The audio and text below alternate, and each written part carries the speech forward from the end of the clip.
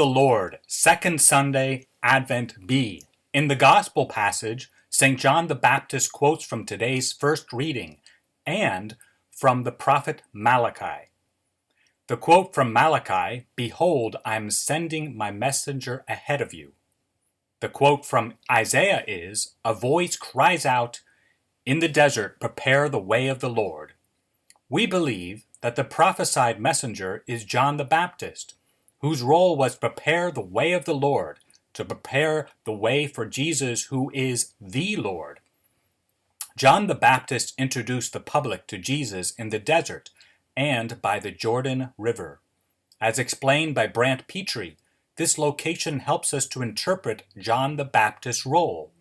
For the Jewish people at the time of Jesus, the desert served as a constant reminder of the Exodus, when the Israelites fled from the evil Egyptian Pharaoh, crossed the Red Sea, worshipped in the desert, and finally, after crossing the Jordan River, arrived in the Promised Land, now known as Israel, or the Holy Land.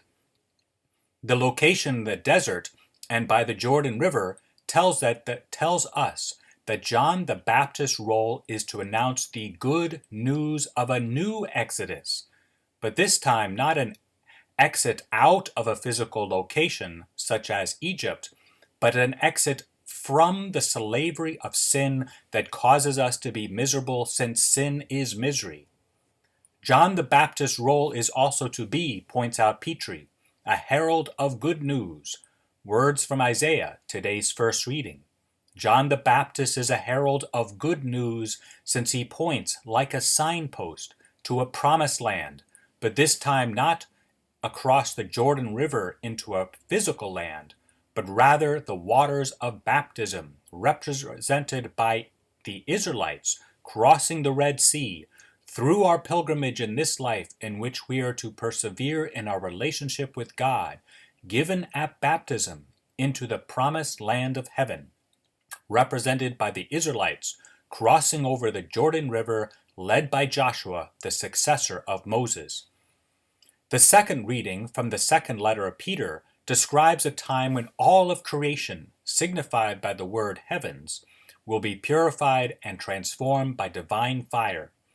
According to St. Peter, this transformation of the known visible universe will take place when Jesus returns to judge both the living and the dead. If we are alive when this occurs, we will experience this transformation by divine fire.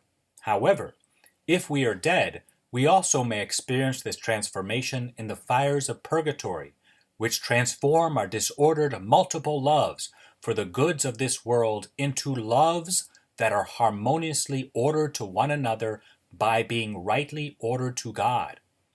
A few of us may even bypass this purgative experience by fully embracing our crosses in this world, and seeing them not something to be bitter and resentful of, but rather as gifts from God, who wishes to purify us through our crosses, by our suffering, to prepare us for a better world, the world to come, the beatific vision of God in union with Mary, the saints, and the angels in heaven. God bless.